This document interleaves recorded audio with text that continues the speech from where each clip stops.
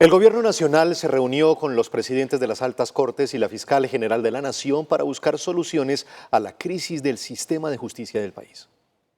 En su segundo día de mandato, la ministra de Justicia y el Derecho se reunió en la Casa de Nariño junto al presidente Gustavo Petro y los presidentes de las altas cortes. El objetivo fue coordinar esfuerzos para asegurar los derechos consagrados en la Constitución de 1991, implementar la política de paz total y abordar la crisis del sistema judicial en el país. Es encontrar salidas fundamentales para el tema de una justicia adecuada, una justicia que genere también una reparación automática, pero sobre todo una actuación acorde con la realidad del país. Según la ministra de Justicia, las altas cortes, la Fiscalía y el Gobierno deben trabajar en sinergia para abordar la impunidad nacional que alcanza un 96%.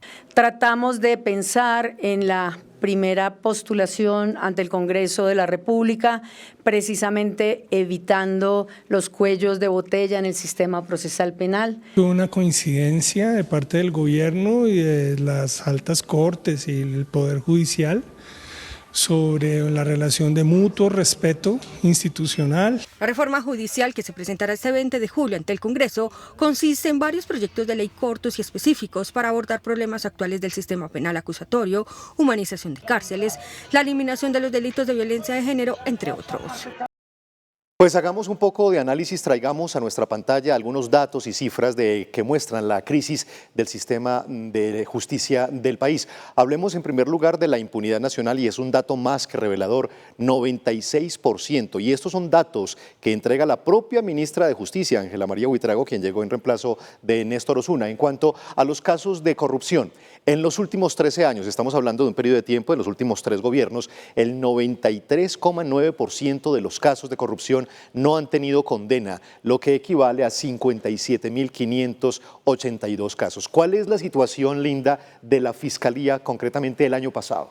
Carlos Ignacio, esos datos también revelan bastante la situación que vive la Fiscalía, que pierde entre el 57 y el 63% de los juicios, es decir, 2 de cada 13 casos. Miremos la tasa de absolución, que es del 77%, donde se declara inocente por falta de pruebas o errores procesales.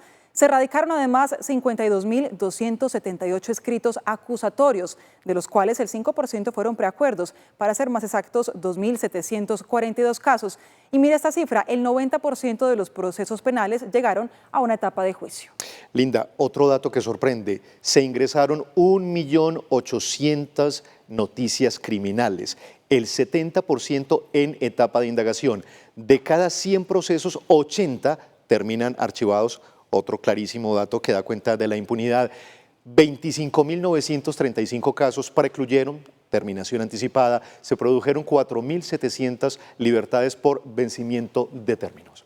Y por si fuera poco, miren esto, otro aspecto que agrava la impunidad en Colombia es que buena parte de los delitos no son denunciados. Ya vamos a ver aquí la cifra. El 29% de los delitos que ocurren en nuestro país no se denuncian. En 2023 se condenaron 36.458 personas, mientras que 12.471 fueron absueltas. Linda, y lo repetimos, se trata de un panorama que el propio ministerio entrega, se acerca a una nueva legislatura, surgen preguntas.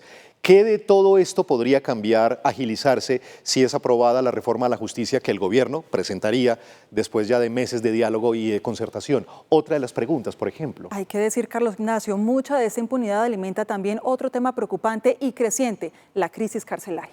Temas de gran calado que tienen en sus hombros y deberían liderar pues la nueva ministra Buitrago, la conocimos como la fiscal de hierro, la fiscal general de la Nación, que es Luz Adriana Camargo, y las altas cortes del país.